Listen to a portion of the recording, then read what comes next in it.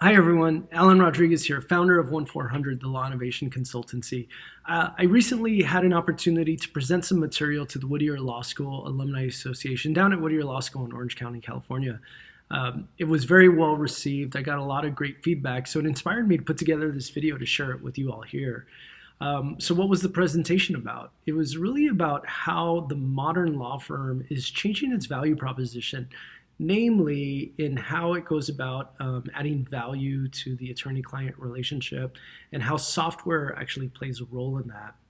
And before we get into why the change needs to happen or is happening, we go into the specifics about how the current system, mainly the hourly billing model for a lot of transactional firms, is kind of broken and contributing to this change. So we use a lot of very specific data that we pulled from Clio Legal Trends report, as well as from the Federal Reserve and other sources. So I think you're going to really kind of find this interesting, especially if you're a recent grad or somebody considering a career in law.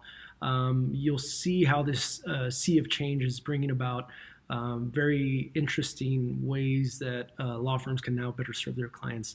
I would love to hear your feedback, or if you have any questions, feel free to place them in the comments below this video, and I hope you'll stick around till the end. Thanks. Great, thanks for sticking around. So the presentation is really about what the business model is for the future of law. And before I go into that, I'm going to first talk about why the business model actually needs to change, and then also discuss the opportunity that this business model presents, right? So to be respectful for your time, I'm just going to kind of jump right into it. All right. So first off, I want to talk about how big the U.S. legal market is. And again, as I indicated, we're really talking about like that kind of smaller firm market, 30 attorneys on down, and what sort of opportunity this is. So in total, it's estimated that the entire legal industry in the United States is valued at about $437 billion. The market opportunity that we're talking about is really estimated to be a value of between about $92 billion and $108 billion for small law firms. But what's happening now is that the larger firms, the mid-size and the large firms, are really starting to feel some downward pricing pressure. And I'll show examples of how some of these bigger law firms are actually going down market a little bit by using software and other content delivery systems, which are increasing the competition for these smaller firms. What's more, in America, there are approximately 1.3 million lawyers for about 330 million Americans. So that works out to about one lawyer for every 330 people in America. I think it's the highest per capita rate of attorneys for any other developed country. And then we also know that competition is stiff. If you're in the business of selling to businesses or consumers, you'll know that it's really hard to kind of stand out above the crowd. And what you're seeing here is just kind of a snapshot of the concentration of lawyers in certain markets, and how that concentration just kind of breeds tremendous competition. So in California, specifically, according to Clio's Legal Trends report, it's estimated that the average hourly bill rate for a California attorney is about $277 an hour. That seems like that's a pretty good living. But again, this is the average. This is some lawyers charging $400 an hour and others charging maybe as low as $75 an hour. Still not a bad way to earn a living with billable hour at that rate.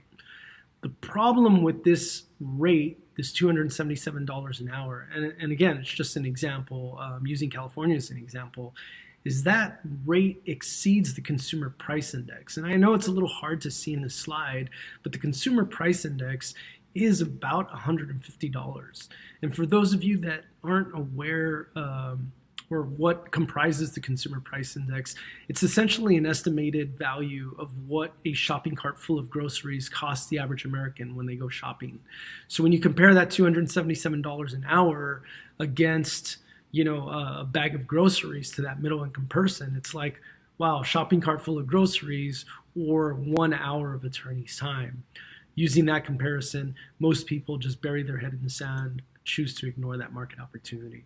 But just want to share some other data with you. So in America, according to the Federal Reserve, it's estimated that there are approximately 100 million Americans that don't even have $400 in savings to cover emergencies. And I would bet that unexpected legal services certainly fall into that category, right? Most legal services are sold based on compelling events. You're served with divorce papers, eviction papers, collection matters, partnership disputes, that sort of thing. And what's more, according to the Legal Services Corporation, about 86% of the civil legal problems reported by low-income Americans in the past year received inadequate and no legal help. And most of you are saying, that's fine, I don't want to service those customers anyway, but I would argue that that's the biggest market opportunity available to all the small firms and that are serving this market anyway. Imagine just being able to pull $5 from each one of those 100 million Americans. It's a lot of money, right? And then further complicating this, even though the $277 an hour rate sounds pretty good, according to Clio, their legal trends report, where they've collected data, I think, across 86,000 users and several millions of points of data to actually quantify this, attorneys actually only bill, or collect rather, about 1.6 hours a day. That's factoring in utilization, realization, collection rates into an 8-hour day. That's not a whole lot of money when you think about it. It's about $400 and change. So if you use that as a metric and you then multiply that by 2,080 hours, let's say, which are the total amount of billable hours in a year, unless you're a big law partner flying to China, I think you can actually throw in a couple of 12 extra hours or something. That earns you about $8,860 a month, right? Not a bad living, I guess, one could argue. But again, using California as an example, the average rent in LA is $2,371. The average monthly student loan repayment is $1,335. The average car payment is $479. The average CrossFit box, for God's sakes, is about $150. It doesn't account for gas, food, entertainment, etc. Not looking like such a great living after all, right? And then, so, this also impacts the consumer reaction. So the consumer reaction to this kind of system, this high hourly rate, is to find alternative legal solution providers. So those are the Rocket Lawyers, the LegalZooms, the software wizards that are now supplementing at least or providing some access to justice. Automation. Many consumers will just do nothing, so they'll receive no help or try to take it on pro se. And yet others will beg their friends and family to help fund their legal issues. And I would bet a large part of many of the clients that many of you are servicing actually come in that way. And maybe that explains why collection rates are so poor and other matters. So the attorney reaction to this kind of friction is to panic, to increase fees, and then to really kind of focus their attention on trying to serve the top 20% of income earners in America. There's an effort to bill more hours, less vacation, and try to serve as many people as possible. Again, that $8,000 or that $100,000 a year kind of revenue assumes a 2,080 work year. So it doesn't include vacations, time off, and other administrative functions that you use to build your firm, right? Here's the problem with trying to serve that top 20% of income earners in America. So if you take our population, actually not the population, if you look at actual income levels, the top 20% of income earners are essentially about 26 million Americans. Let's round it up, 27 million Americans. Using our population of lawyers, that's about one lawyer for every 21 people in that category specifically. That is very, very competitive, right? So a better reaction isn't to kind of panic from those numbers, but rather maybe think about breaking from tradition and thinking about ways you can reinvent the practice of law. So one of the ways is you have to change the way you deliver value, right? So here is a post. This is a couple of years old now, but at the time it was written, it was estimated that $176 million was going to be spent on just really kind of information-driven tools. So this is a tool where a law firm or a lawyer or some other legal industry organization is going to create or curate and deliver content as a value system. And even with a model like that, that was estimated to reach $176 million. So information as a service is really a new product category that law firms can take advantage of. And I'll show you a couple of examples. So this is a software product put together by Allen and Overy, and I know Allen and Overy is it's a large corporate-focused firm. But again, remember I was talking about this downward pricing pressure, and the bigger law firms are looking for more ways to add value to the attorney-client relationship. And one of the ways Allen and Overy are doing that is curating and producing content that they make available for a subscription fee. And at the time I did this research, the estimated revenue from this product alone was $15 million, right? There's clearly an appetite for corporations or in-house counsel or other people that need access to this information in this product category, but I would argue that the same need for access to high-quality information exists within the consumer and small business markets.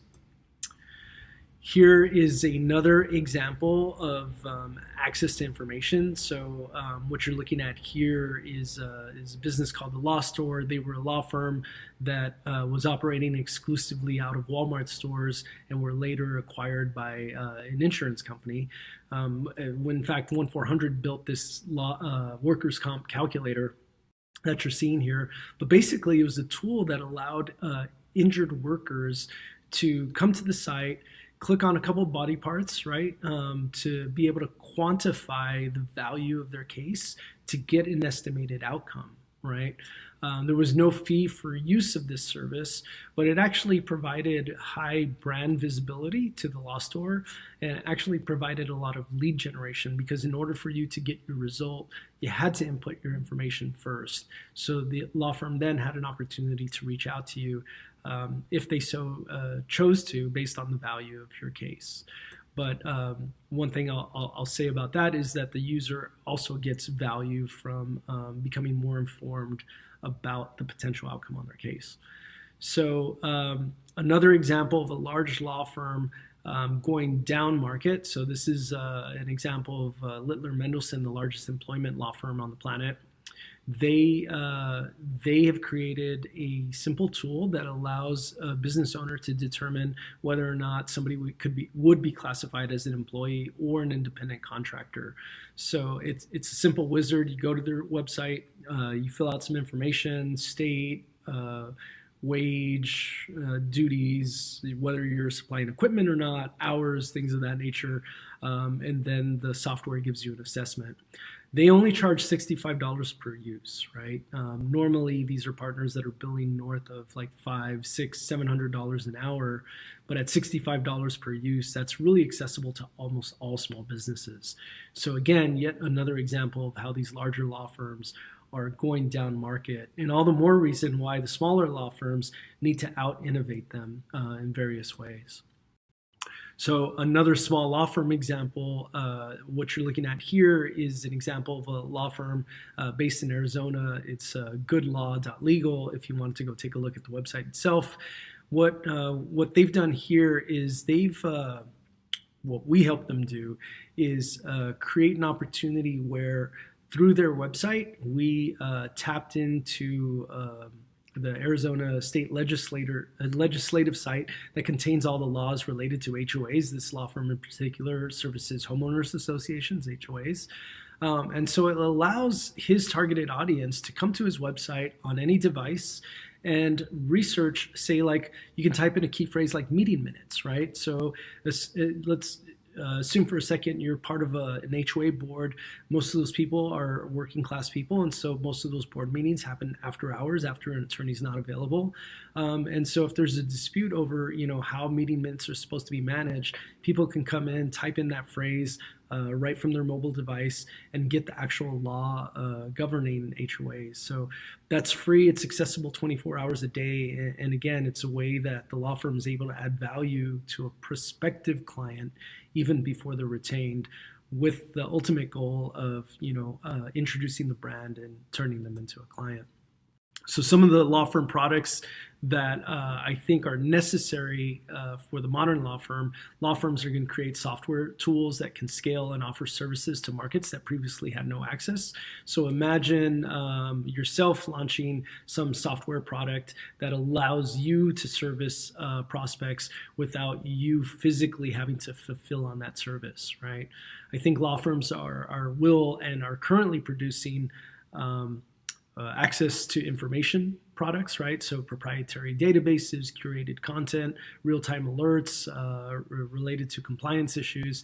And law firms will also alter their business models and offer services as products. And I think when law firms think of their services as products, it allows them to kind of think of alternative ways to sell those products, I'll call them, and really kind of scale those opportunities. Unlike with the traditional model, you really scale by adding bodies, right?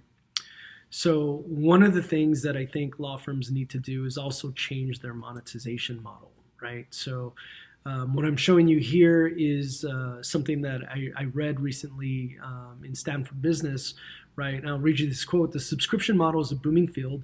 In recent years, this market has grown by more than 100% a year, increasing from $57 million in sales in 2011 to $2.6 billion in 2016. So what does this mean? It means that we really live in what I like to describe as a collaborative consumption economy, right? So what does that mean? I'll give you two examples. One, some people used to collect DVDs or VHS tapes and create like a video library. Nowadays, nobody owns a video library. Instead, we all contribute $10 a month for our Netflix account, and we collectively consume the world's largest DVD library that's streamed online. Another example is Uber, right? So the Uber car driver, I would argue, doesn't own their car. It's the collective customers, the people that use Uber, that really own that car, right? Like, it's through our contributions that allows that driver to make that payment and provide that occupation. So we collaboratively consume those services. And I think it's about time that collaborative consumption model makes its way into law firms, right? So what are the benefits to offering a subscription type plan? Well, it reduces the cost of legal services, which allows you to reduce the barrier of entry, right? So in the previous slides, I talked about, like, if you want to make more money, you have to raise your fee. Every time you raise your fee, you actually alienate some portion of your customer base that could barely afford you at that previous rate, right? The other thing it does is it moves you from a transactional model to a recurring revenue model. And the benefit of recurring revenue models is that you don't start the month from zero. You don't have to continually hunt to make that end of month operating expense and payroll. And it creates predictable, actually high growth revenue. And then finally, for those of you that actually care, and I think that's most of the people watching this, it actually promotes better access to justice. But if you don't believe me, here's just a quick financial slide. I'm actually going to hide, I can't hide that right now, but assume for a second, right, that you offered a subscription plan at just $79 a month, right? And if you look in here, you'll see that if we, at $79 a month, and you get access to some limited scope legal service that's to be defined. Just follow my example here for a second. So assume that at $79 a month, you can actually acquire about 25 new customers per month, right? And let's also assume that there's going to be attrition and then there's going to be moderate growth. So we're going to say moderate growth in this case is 3%. And the attrition, month one, for a cohort of people entering a subscription plan, say we lose 10% in month one, then we lose 20% by month two, 23% by month three, 25% by month four, and then 30% by month nine. Even with that attrition at a modest 3% growth, at $79 a month, at the end of 12 months, you will be approaching $20,000 in recurring revenue per month. So when you think back to those previous slides where we talked about that 1.6 actual collected hours per day, and you think about that $277 an hour, that works out to about $100,000 a year. Well, under this model, you could exceed that pretty substantially even within the first year in business. What's more about this model, it actually scales very well, right? So having worked at LegalZoom and having created, being part of the team that created the subscription product there, I happen to know that, based on utilization rates, based on the software contribution, adding to the value, that an attorney could have a couple of thousand subscribers, depending on the model, and still be comfortable without having to add bodies, right? So it's a very scalable model and certainly one worth consideration. The other thing is that, if you have really good retention rates, then the growth potential is really exponential, without a whole lot of overhead. So you don't necessarily need to take my word for it. I want to share two examples of companies that each have an estimated value of about $1 billion, who are all in on legal subscription plans, right? So again, and this was publicly disclosed at an event that I attended. Legal Shield, I think, has about I think they said that they have about 1.1 million subscribers under their network. And so if you were to do the math, there's 100 million Americans that fall into this middle income category, and they only have 1.1 million subscribers with an estimated corporate value of $1 billion. That's a huge opportunity for many of us in the legal industry to offer similar plans to middle income Americans. What's more, over in Europe, in 2016, according to RIAD, which is the International Legal Plan Association, Europeans spent 9 billion euros in 2016 on legal insurance premiums. Now, the laws in Europe are a little different and provide a stronger incentive for people to actually maintain legal insurance. But nonetheless, again, this is a recurring revenue opportunity. These are people that are paying on a monthly basis their insurance premiums to maintain around-the-clock legal protection, 9 billion euros annually. So again, another example of a big opportunity for you. So how do you start kind of considering offering your own subscription plan? Well, one of the things I think that work with subscriptions pretty well is when a law firm doesn't kind of focus on just their practice area, right? So when you ask people so what's your niche? And they say, well, I'm a bankruptcy attorney, right? So the practice area usually determines the niche. I think for the modern law firm, your niche is really the community you serve. So, for example, there's a firm out here that we do business with in Los Angeles. They're called Counsel for Creators. And what Counsel for Creators does is that they service creative businesses. That's the community that they serve, and all the issues that relate to that community they provide services for. So most attorneys are trying to serve people in a broad market, as where we think that the modern law firm should really be laser focused on the one opportunity, the one person, right? And they're really that individual or that community representative. And so I hear this a lot. They're like, Alan, but why would I niche down to that one industry segment or that one area, right? There's no money in niches. Well, I want to share with you an example of how a company's actually made a lot of money in the niches. So, Wayfair Inc.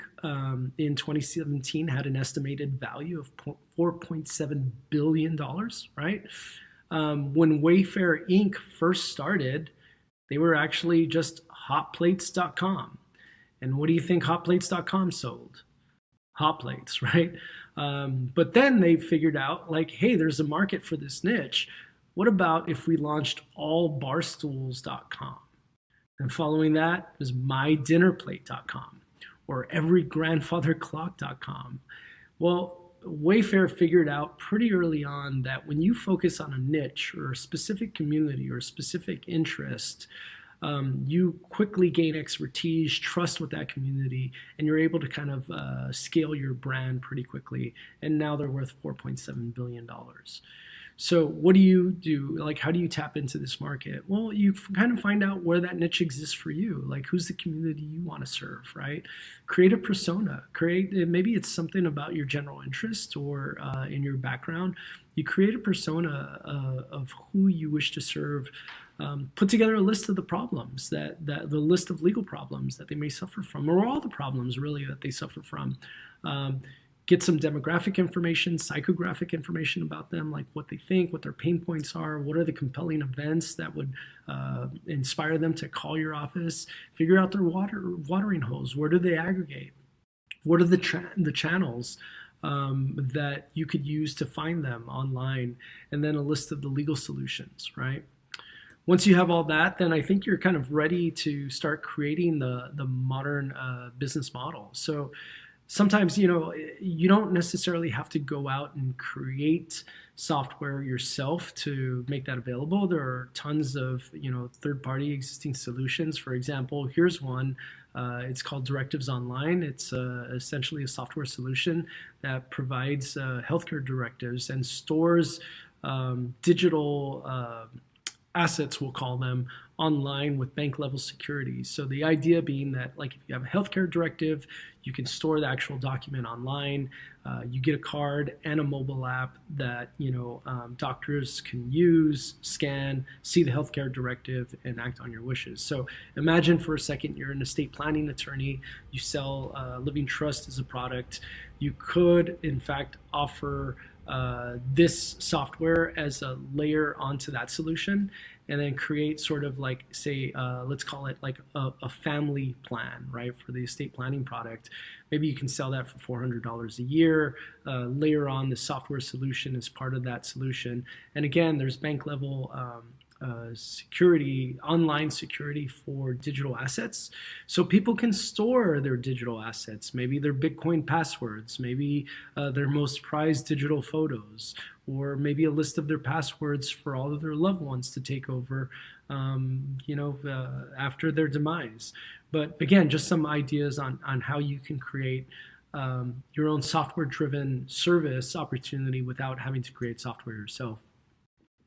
Don't be scared to use automation to your benefit. So what this is a software called Tracklight. And what Tracklight does, it helps businesses assess or determine what digital assets that they have available and what shortcomings they have as a business. So for example, it's a questionnaire. Say you're a gym and you go in, it'll ask you a question like, do you have a general liability waiver, as part of your initial onboarding system? And if you indicate no, then you get a grade that's a deficiency.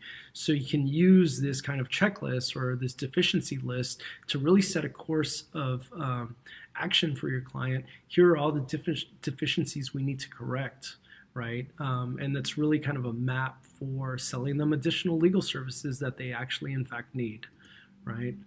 So what does the modern law firm look like? I believe that the modern law firm will be serving a specific niche. Here's an example, again, of the Goodman Law Group that services only HOAs. That's the community they serve. When you service HOAs, there's tons of issues related to real property matters, construction matters, collections matters.